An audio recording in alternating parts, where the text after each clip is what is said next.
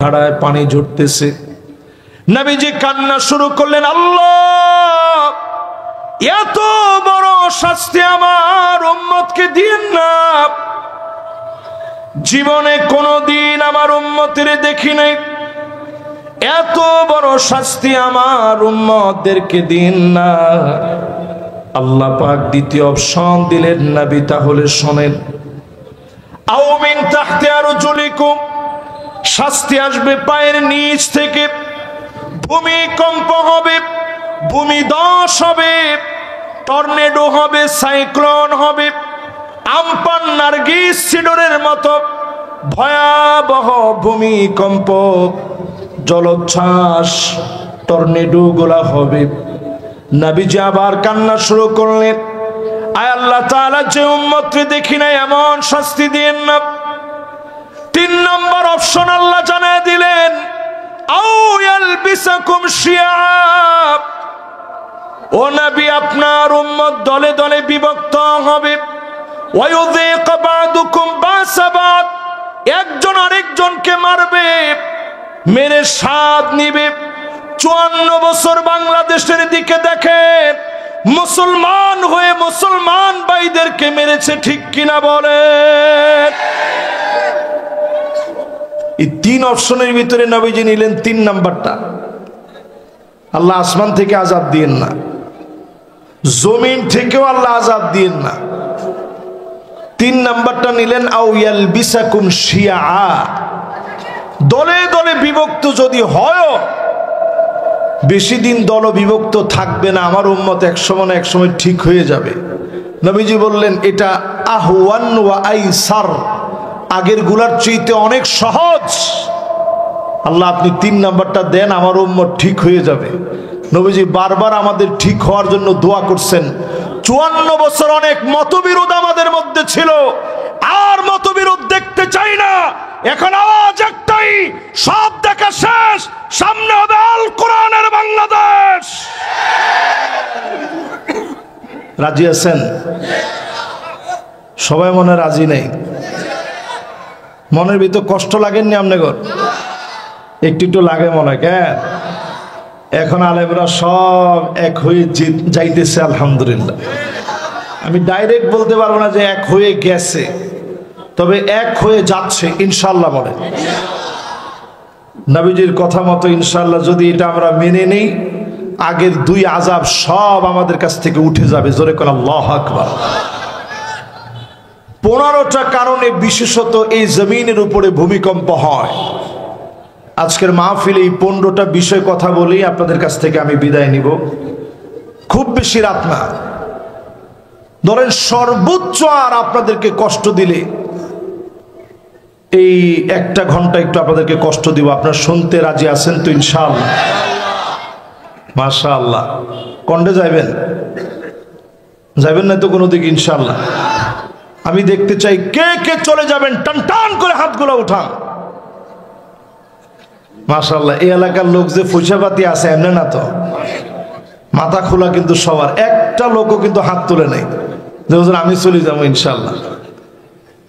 তাহলে আপনারা আছেন তো ইনশাআল্লাহ? কত পার্সেন্ট পর্যন্ত শুনবেন? এই মাহফিলে যারা বসছেন 60-70 বুঝি না, 80% পর্যন্ত শুনে কারা কারা বাড়ি যাবেন হাত উঠায় দেখান।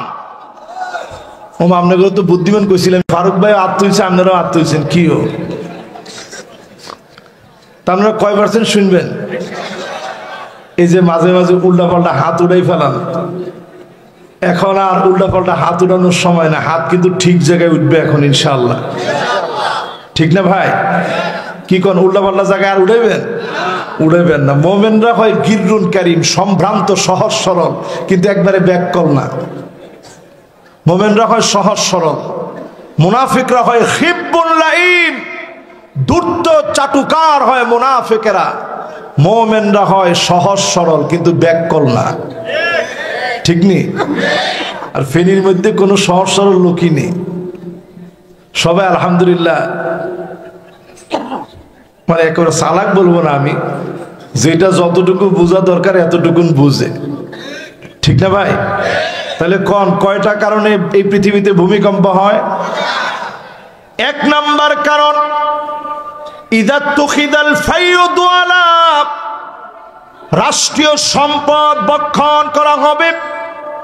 জনগণকে ঠকায়া যখন রাষ্ট্রীয় সম্পদ বক্ষণ করা হবে, এই জমিনে ভূমিকম্প হবে। তোমার ঠিক তো কয় দুই তিনজন না, এবার ঠিকটা ঠিকের মতো হইছে। আচ্ছা কম তো দেখি, বাংলাদেশে রাষ্ট্রীয় সম্পদ বক্ষণ করা হয়েছে না হয় নাই? একজন নামাজি আল্লাহর ওলি মানুষ, মাশাআল্লাহ, কপালের মধ্যে দাগ পড়ে গেছে এত ওসা ওসা। এই লোক যে পরিমাণ টাকা এই দেশের মেরে দিয়েছে, আমি নামডান না নিলাম, না না দরকার নাই থাক। একজনে যে পরিমাণ টাকা মেরে দিছে, যদি 337 বছর লাগায়া প্রত্যেক দিন যদি ভাত খাওয়া বন্ধ করে 2 কেজি করে 1000 টাকার নোট খায়, তাহলে 337 বছর লাগবে ওনার টাকাগুলা গিলা খাইতে। আরে মুসলমান, ইযা তুখিদাল ফাইয়ুদু আলা, রাষ্ট্রীয় সম্পদ বক্ষণ করা হবে। জনগণ যাকে রক্ষক মনে করবে তারা বক্ষক হয়ে যাবে, জনগণের সম্পদগুলা তারা গিলে গিলে খাবে। আমার নেতা হযরত ওমরের দিকে তাকায় দেখেন, পেটের ভিতরে ছুরি ঢুকায় দিয়েছে আবু লুলু আল মাজুসি।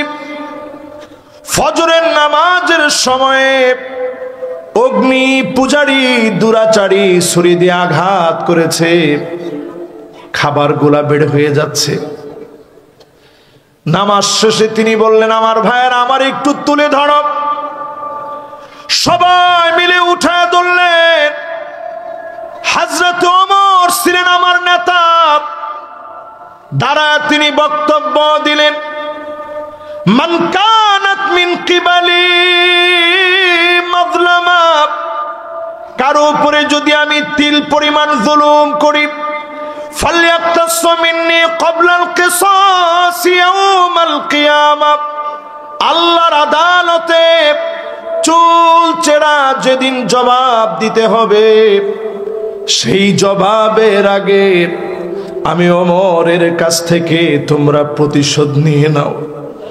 শাসন করতে গিয়ে যদি কোনো ভুল করে ফেলি, কারো উপরে যদি সামান্য কোনো জুলুম করে ফেলি, আমার উপরে তোমরা প্রতিশোধ নিয়ে নাও। এমন শাসক খাবার পেট দিয়ে বের হয়ে যাচ্ছে, ওই মুহূর্তে জনগণের সামনে তিনি ক্ষমা চাইলেন। সবাই কান্নায় ভেঙে পড়ল।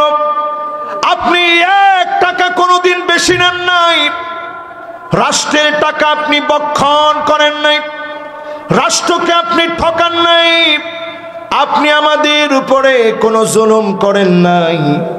রাষ্ট্রীয় জুলুমের কারণে জনগণের উপরে যিনি শাস্তি দেন তিনি কে? কারণ জনগণ এই লোকগুলারে ক্ষমতার আসনে পাঠায়। ঠিকটা একটু ঠিকের মতো কম। তাহলে এবার বলেন, 1 নাম্বার যে কারণে আযাব আসার, সেটা আমাদের মধ্যে এখন আছে না নাই? শুধরে যান, আযাব উঠে যাবে।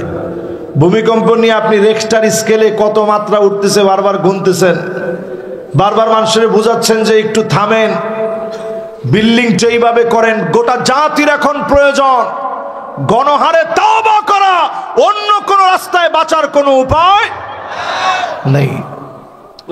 2 নম্বরে প্রিয় ভাইরা আমার, ওয়াল আমানাতু মাগনামা, আমানতদারি থাকবে না।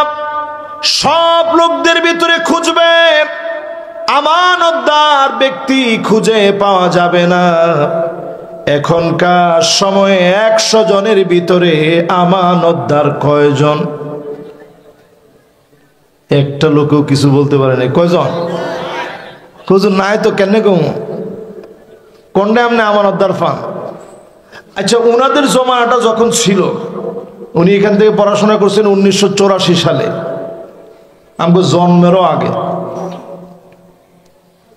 তাহলে আমগো প্রিন্সিপাল হুজুর, আমাদের সাবেক প্রিন্সিপাল হুজুর মাস্টার সাহেব কই? মাশাআল্লাহ, আমগো ফরিদ মাস্টার সাহেব চিনেন তো আপনারা? সবার মাস্টার উনি। ওনার বয়স ৮০ ঊর্ধ্ব। আমি ওনারা দেখে খুব মায়া লাগছে আজকে যে মাশাআল্লাহ এরা ছিলেন মানুষ। একটু নিজেরে প্রশ্ন করে দেখেন তো দেখি, আজ থেকে ৪০ বছর আগে ব্যাংকিং ব্যবস্থার এই অবস্থা ছিল না, জায়গায় জায়গায় এটিএম বুথ ছিল না। প্রত্যেকে টাকা রাখার জন্য একজন আমানতদার ব্যক্তির বাসায় যেতেন, গিয়ে বলতেন যে স্যার আপনার বাসায় টাকাটা রেখে দেন, আমার যখন লাগবে আমি নিব। আমার ঘরের ভিতরে কোনো ট্রাঙ্ক অথবা কোনো বক্স নাই অথবা কোনো সিন্দুক নাই, কই টাকা রাখবো, আপনার কাছে রেখে দেন, আপনার কাছ থেকে নিয়ে যাব। মানুষ আমানতের সঙ্গে টাকা পৌঁছায় দিতেন। এখনকার সময়ে আমানতদার নাই, নামাজি আছে কিন্তু আমানতদার নাই। ঠিক নি? ঠিক নি? যে লোকটা নামাজি ওর তো আমানতদার হওয়ার কথা ছিল, কিন্তু আমাদের মধ্যে নামাজের ভিতরে মনোযোগ না থাকার কারণে গোলযোগ সৃষ্টি হয়েছে। আমানতদারিতা আমাদের হৃদয় থেকে উঠে গেছে। এই কারণে এই পৃথিবীর দিকে ভূমিকম্প আসতেছে। ঠিক কিনা বলেন? রাস্তার টাকা বাজেট হলো, রাস্তা না হয়ে এই টাকায় চলে গেছে আপনার সেই কানাডায়, ওইখানে গিয়ে বিরাট বিরাট বাড়ি হয়েছে। আল্লাহ কা কসম, তোমার মতো নেতার কারণে এই জমিনের ভিতরে আযাব আসতেছে। ৩ নম্বরে প্রিয় ভাইরা আমার, ওয়াযাকাতু মাগরামা, যাকাতকে মানুষ অভিশাপ মনে করবে, যাকাত দেওয়াকে মানুষ অভিশাপ মনে করবে। আজ যদি বাংলাদেশে যাকাত ভিত্তিক অর্থনীতি কায়েম হয়ে যেত, সমাজের ভিতরে যদি যাকাত ভিত্তিক অর্থনীতি কায়েম থাকতো, দারিদ্র বিমোচনে যাকাত ভিত্তিক সমাজ যদি বিনির্মাণ করা যেত, ৫টা বছরের আগে বাংলাদেশ স্বাবলম্বী হয়ে যেত। ঠিক কিনা বলেন? ৫৪টা বছর অনেক কিছু আমরা দেখছি।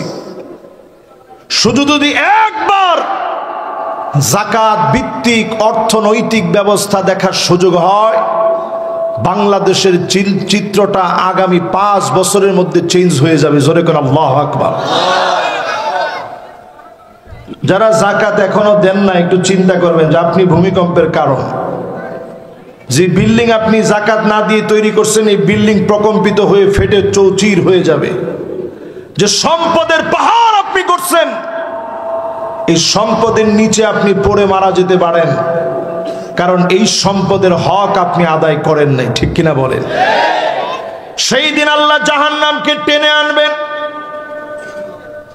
জাহান্নামকে টেনে এনে ইয়াউমা ইউহমা আলাইহা ফি নারি জাহান্নাম, জাহান্নামকে সেদিন আল্লাহ টেনে আনবেন, লোকদের সামনে দাঁড় করে দিবেন। এরপরে আল্লাহ রাব্বুল আলামিন সেদিন বলবে, ওই লোকদের হকগুলো তুমি মেরে দিয়েছ, তাদেরকে তুমি সম্পদগুলা বোঝায় দাও নাই। সেদিন আপনার সম্পদগুলাকে আগুনের ভিতরে লাল করে সেকা দেওয়া হবে। হাযা মা কানাসতুম লিআনফুসিকুম, এটা তোমার সম্পদ, যা যাকাত না দেওয়ার কারণে এই সম্পদগুলো আপনার জন্য অভিশাপ হয়ে যাবে। আমরা যদি যাকাত দেই, আযাব যিনি উঠায় নিবেন তিনি কে? ৩ নাম্বার পর্যন্ত শেষ।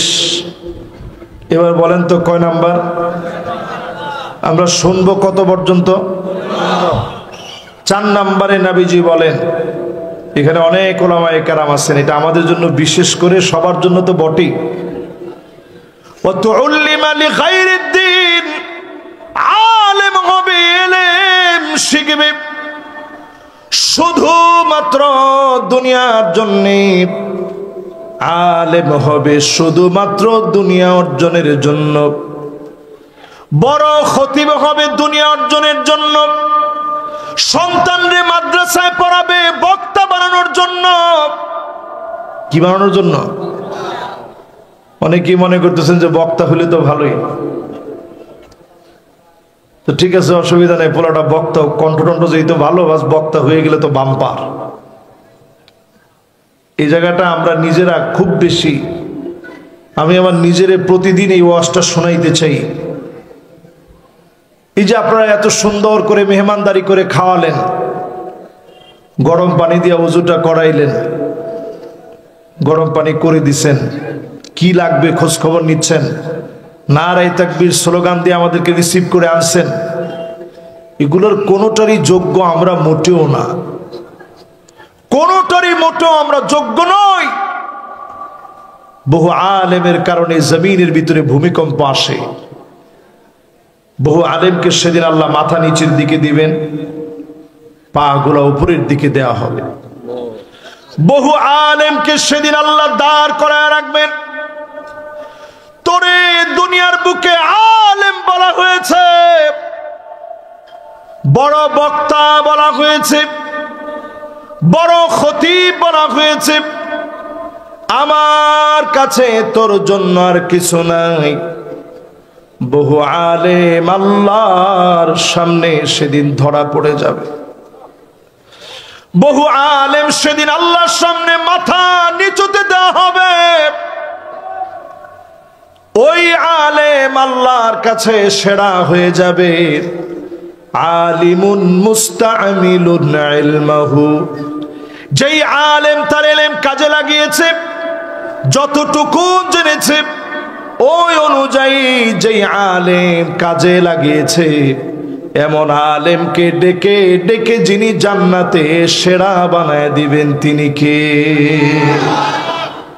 এই জন্য মাদ্রাসায় যারা পড়তেছেন, আমার অত্যন্ত কাছের আপনারা, আমাদের ইখলাসটা আল্লাহর কাছে বড় দামি। কে কে মাদ্রাসায় পড়েন এখানে একটু হাত তুলেন তো দেখি।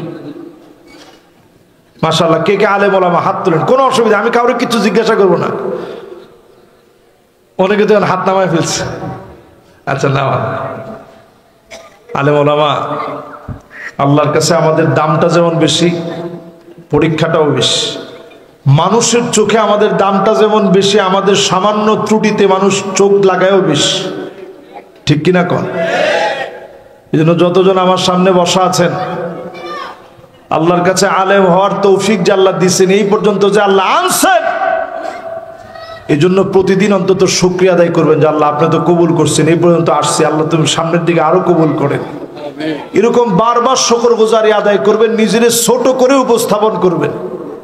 আমরা বড় কিছুই হয়ে যাইনি। আমাদের যারা আলেম ছিলেন, ইমাম শাফি রাহিমাহুল্লাহর কবর জিয়ারত করতে গেছি আমি মিশরে।